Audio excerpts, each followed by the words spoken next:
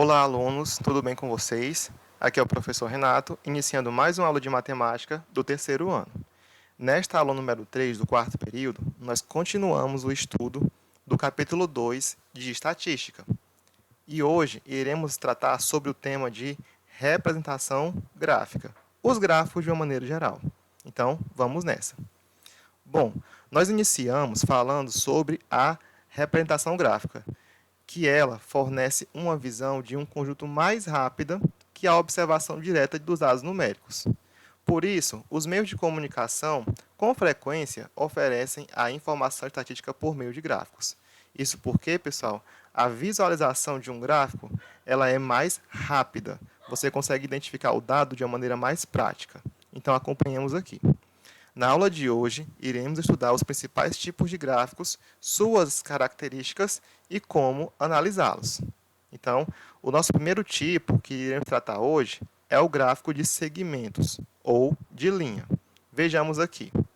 Os gráficos de segmentos são utilizados principalmente para mostrar a evolução das frequências dos valores de uma variável durante um certo período. Ou seja, ele vai mostrar os valores no decorrer do tempo, tá certo? Geralmente, mas também pode ter outra finalidade. Vejamos aqui o exemplo.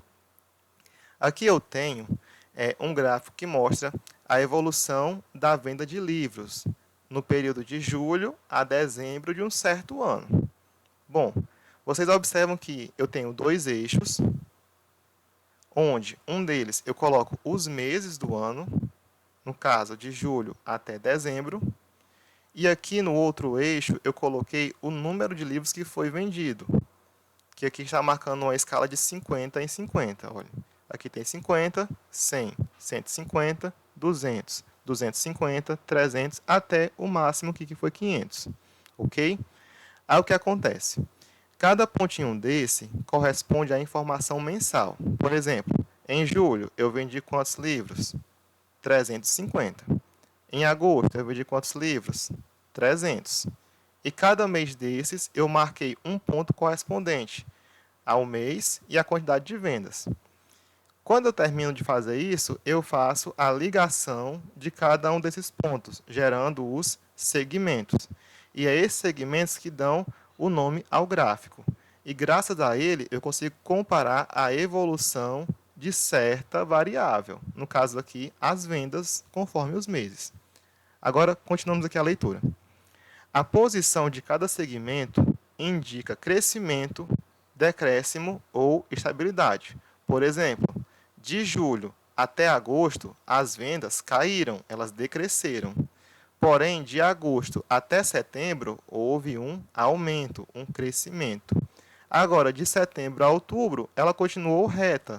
Isso quer dizer o quê? Que houve estabilidade. Ela nem subiu, nem desceu. E a partir de outubro, as vendas foram crescendo. Então, graças ao segmento, vocês conseguem identificar essa questão do crescimento, decréscimo ou estabilidade, conforme a posição dele.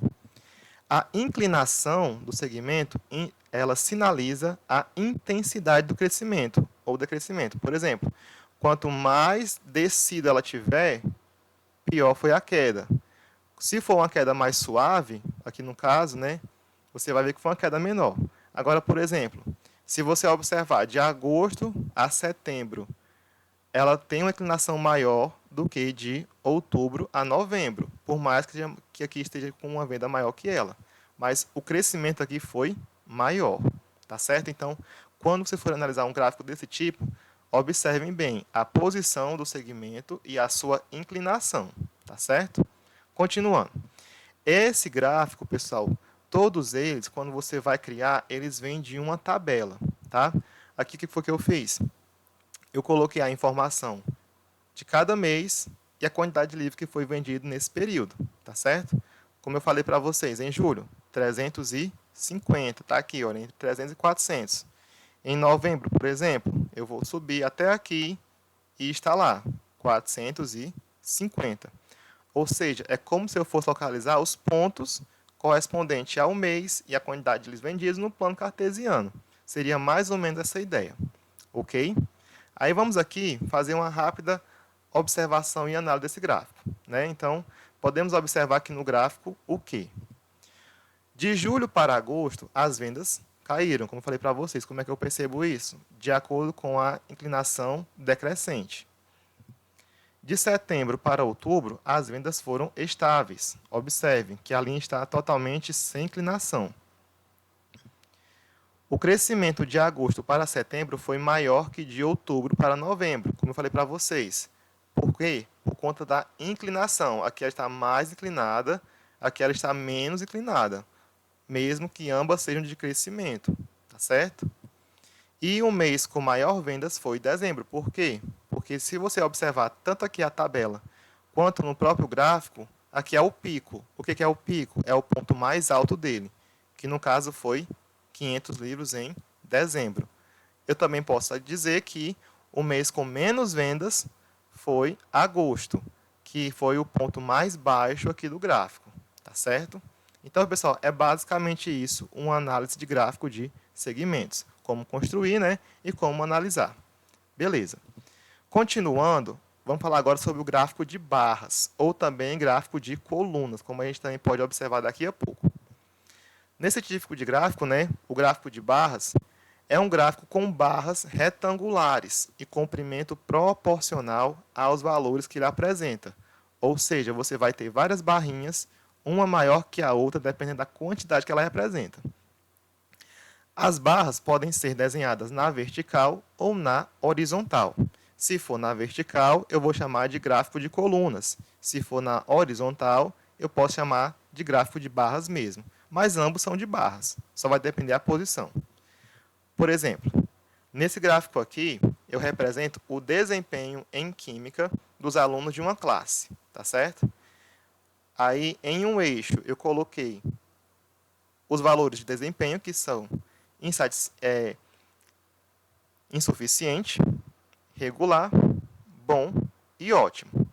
Aí, para cada um deles, eu fiz uma coluna, de acordo com a porcentagem de alunos que estão em cada desempenho desses. Por exemplo, de insuficiente eu tenho aqui 15%. Observa ó, que a altura ela chega até 15. Aqui o meu gráfico está de 5 em 5, certo? 5, 10, 15. Está aqui a altura. O irregular foi de 25, ou seja, aqui eu estou 15, né? 20, 25, está aqui a altura dele, tá certo? Ou seja, a altura é proporcional aos valores que ele representa, tá certo? E nesse eixo aqui, né, claro, eu anotei as porcentagens de alunos que estão nesses níveis, tá, de desempenho.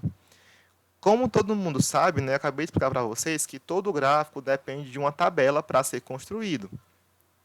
Nesse caso aqui, eu coloquei a tabela para que vocês pudessem observar, né? Aqui eu tenho a representação das porcentagens, ou seja, da frequência relativa de cada nível de desempenho. Por exemplo, o insuficiente corresponde a 15% de um total de 40, ok? Ou seja, 6 alunos. Os alunos regulares são 10, que correspondem a 25% de 40. Está aqui eles, tá certo? Aí observa que o regular e o ótimo são a mesma quantidade. Por quê? Tem a mesma quantidade de pessoas aqui nesses valores.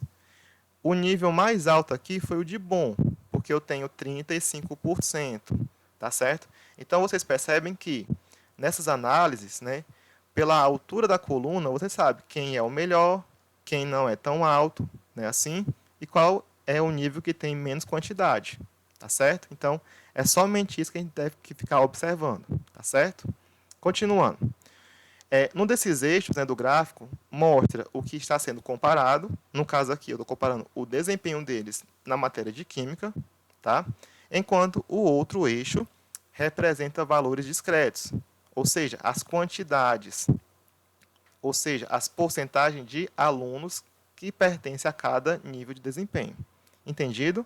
Então, pessoal, é basicamente isso. Se você fosse construir, você pegaria uma tabela dessas, colocaria aqui em um eixo os valores de desempenho e no outro as suas frequências. E você iria só criar as colunas, olha, separadas uma da outra, tá certo? Com a altura relativa às suas frequências. Poderia ser a absoluta ou a relativa, tá certo? Ok? Continuando. Um outro tipo de gráfico assim, muito utilizado, que você já deve ter visto bastante, são os chamados gráficos de setores, ou de pizza. Por que esse formato de pizza? Porque ele tem formato circular. Observe. O gráfico de setores consiste em representar informações na forma de setor circular, onde os dados percentuais são distribuídos conforme a proporção da área a ser representada. Aí vamos aqui lembrar só uma coisa, tá, gente? O setor circular são partes de um círculo. Ou seja, cada valor desse, se eu fosse representar ele, teria uma fatia proporcional à sua porcentagem. Portanto, basta considerar que 100% dos dados equivalem a um setor circular de 360 graus, o chamado todo do círculo, não é isso? Portanto, se você fosse fazer a apresentação, você iria usar uma regra de 3, de a porcentagem que você está usando para 100, assim como o tamanho do setor que você vai representar de acordo até 360 graus. Aí monta a regra de 3 e você consegue construir. Mas vamos lá. Eu tenho aqui um exemplo gráfico de setores, tá? Que mostra a quantidade de bolsas de pós-graduação concedidas no país em 2013, tá certo? Aí o que eu estou observando aqui? Eu tenho um círculo que foi fatiado em porções diferentes. Essas porções equivalem cada um a um valor desses aqui, né, que são os tipos de bolsas de pós-graduação. Dentre elas eu tenho pós-doutorado, que está em azul, 3,4%. Doutorado, que está em 36,57%, que é esse verde aqui mais claro. Mestrado, que é essa parte vermelha, que corresponde a 58,96%. E o mestrado profissional, que é esse aqui, que corresponde a essa faixa amarela, de 1,17%. Ou seja, é a menor fatia de todas. Observe que quanto maior a porcentagem, maior é a fatia que eu estou representando. Maior o seu setor, tá certo? Agora, um detalhe importante. Geralmente, gráficos de setores trazem dados em frequência relativa. Eu poderia, claro, colocar aqui as quantidades, mas se fossem números muito altos, iria ter uma dificuldade de entendimento, tá certo? Por isso que a gente usa sempre as porcentagens. Aí, desse gráfico, observe aqui a seguinte pergunta. Se em 2013 foram concedidas 86.756 bolsas de pós-graduação, quantos foram de pós-doutorado? Ou seja, eu quero saber a quantidade real de bolsas de pós-doutorado que está aqui nesse gráfico.